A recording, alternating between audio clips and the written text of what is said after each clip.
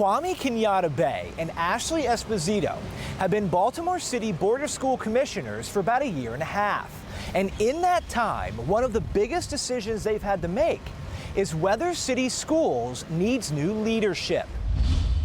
As the only two elected officials on the school board, do you guys want to see Dr. Santelises stay beyond her current contract? This is the way I look at it. During school year 2022, this school year will be Dr. Santelises' 9th as CEO of Baltimore City Schools. She oversees the education of more than 75,000 students and manages a $1.7 billion budget.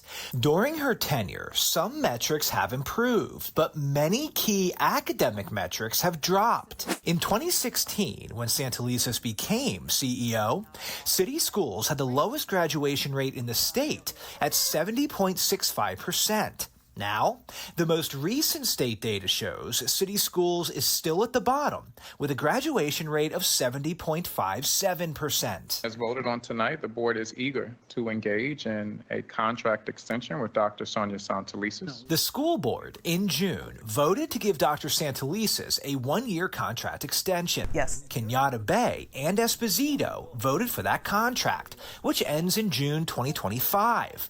But beyond that, the board members have not made a decision on who will lead city schools. It is not about a personality.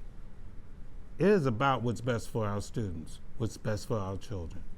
That decision as to whether we move forward or not into the next one or the next one is going to be totally a business decision that's based on what's improving.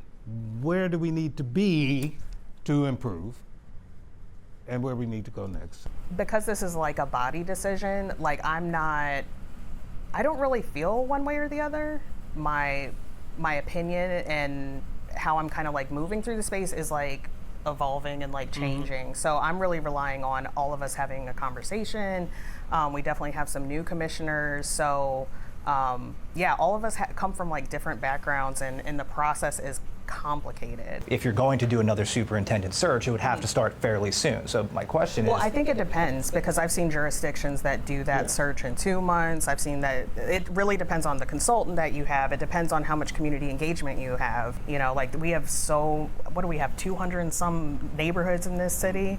So making sure that all of those diverse communities like have a stake and are able to give input into like, okay, here's how my needs are getting met, here's how my needs aren't getting met, and really like help us like through this process. The CEO's contract negotiations is just one of many major decisions these first ever elected Baltimore City School Board members had to make in their first term. In our 1-hour sit-down interview with them, we asked them point blank if they believe city school students are receiving the education they deserve, and if taxpayers can afford to continue funding a school system that is now spending nearly $23,000 per student per year.